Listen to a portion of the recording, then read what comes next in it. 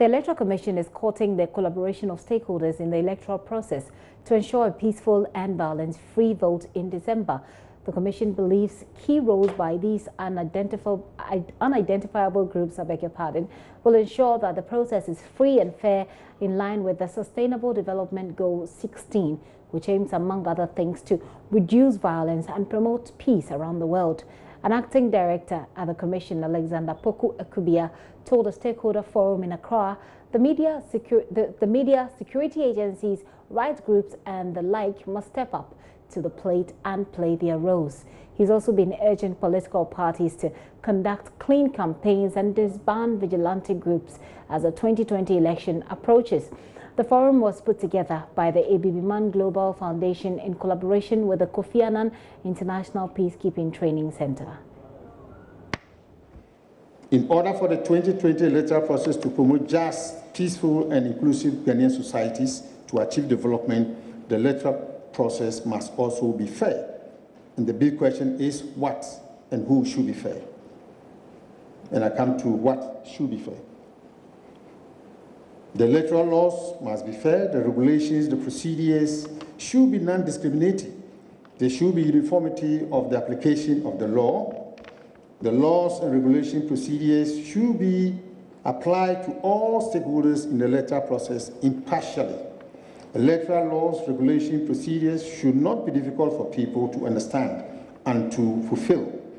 And lastly, procedures should be made simple enough for ordinary vulnerable citizens, including women and persons with disability, to follow. The Electoral Commission alone cannot ensure that the electoral process is free, fair, and transparent. The other actors also have a role to play so that in doing so, we can achieve a national integration of our societies and the general development of Ghana in a shared and collective responsibility of all stakeholders. Elections are competition, and every competition has a potential conflictual issues.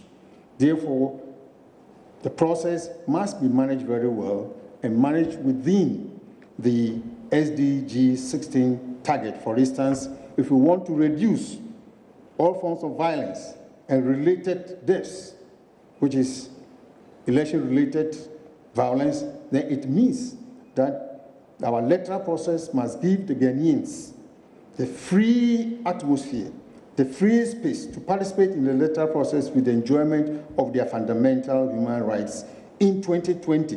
Presence of observers, the media and other people also puts the Electoral Commission on their toes to be accountable as an institution to the people and to the state. With memories of the Ayawaso West Wagon by-election and the associated violence still fresh on the minds of a lot of people, the National Peace Council is urging the security agencies to rise up to the occasion and ensure that the December 2020 process is incident-free. George Amo, who represented chairperson of the Peace Council at the event, is of the view Ghana can once again prove to the world that the country is peaceful. The police, I think, a few months ago, some vehicles have been given. Hope that more support will come the way of the police and other agencies to help them really prepare adequately to avert anything that would disturb the peace of this country. I think it's also important that the judiciary also gets themselves well prepared to help us have a very peaceful elections before, during, and after the 2020 elections. The Human Rights Commission also has a role to play to ensure that rights are upheld ahead of the elections, during the elections, and after the elections. Our civil society groups, you also have a role to play. CODEO, before it started, CFI, they are there, the Center for Democratic Development, all the others, I've seen one up here. We should all mount concerted effort at making Ghanaians prefer non-violent ways of resolving conflicts than using the violent methods. A violent-free election. Meanwhile, the National Peace Council says it will in the coming weeks issue documents with the collaboration of the political parties to supplement the Vigilantism and Related Offences Act.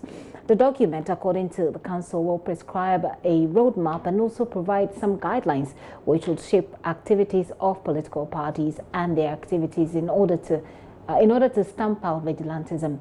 The Peace Council has been holding a series of meetings with the parties, mainly the two leading ones, NPP and NDC, over modalities to address vigilantism, that phenomenon. Reverend Professor Emmanuel Asante is chair of the council.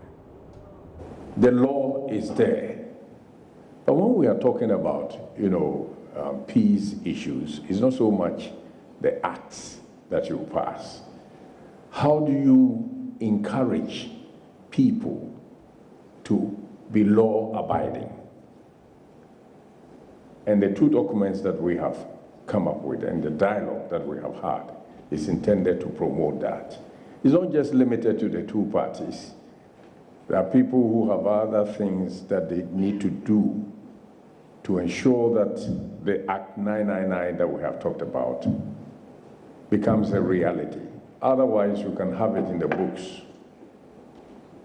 but when it comes to the implementation, it becomes something else.